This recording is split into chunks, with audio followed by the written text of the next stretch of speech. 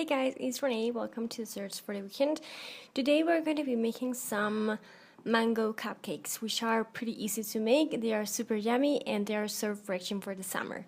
As far as for ingredients go, you're going to be needing flour. Now the original recipe, which I'm going to link below, calls for self-rising flour and all-purpose flour. I couldn't find the self-rising, so I just used cake flour, and to that I added baking powder, some butter at room temperature, sugar, eggs, milk, and some vanilla. So the first thing you want to do is preheat your oven to 350 and then start working with the mixture.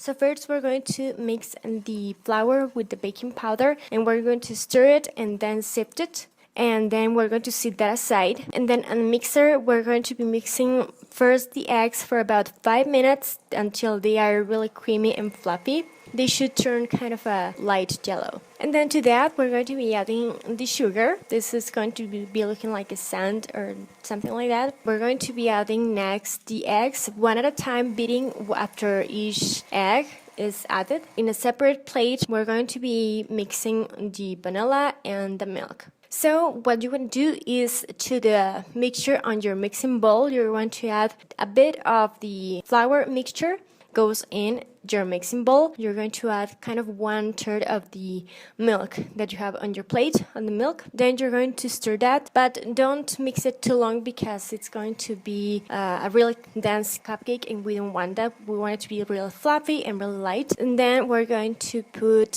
half of the mixture of flour in the mixing bowl, followed by half the milk, and then again mixing it well, and then the rest of the flour goes in as well as the milk. Beat until everything is incorporated. Don't overbeat it because, as I said, it's going to be really dense. Don't forget to be scraping down the sides kind of every time you add something new, because things get stuck in the bottom of the bowl. And there goes your mixture. Now this mixture makes a lot of cupcakes, like 25 or something like that. I'm not going to be making the 25 right now. I'm just going to be starting with 10 cupcakes. So for that, I'm going to be lining my cupcake pan with some cupcake wrappers, and then to have an even amount of butter in each and every one of my cupcakes, I'm going to be using this ice cream scoop. So once you have done that, that goes into the oven for about 20 minutes or so, but I would suggest you to just keep on checking it. Every oven is different. Then what am I going to do with the leftover batter that I have? I'm going to just grab a glass and I'm going to put a Ziploc bag. Into the Ziploc bag, since for me 1 ice cream scoop equals 1 cupcake, I'm going to just be adding 5 ice cream scoops to each and every one of my Ziploc bags. So each and every one of those Ziploc bags is going to be giving me, at the end of the day, 5 cupcakes. So this is going to kind of separate the mixture for me. And then once I have done that, I'm just going to close my Ziploc bags, and that goes into the fridge. And while my cupcakes are baking, is a perfect time for me to make the frosting. I did use this recipe before. I'm going to link it again below.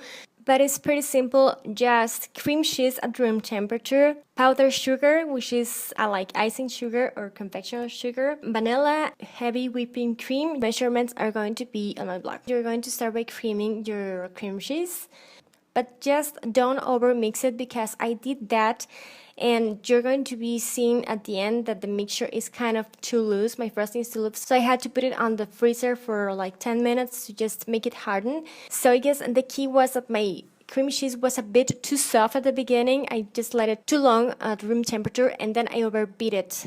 That's not ideal for the best frosting that is going to be working well with piping bags and piping tips. To that, we're going to be adding the confectioner sugar or icing sugar or powdered sugar.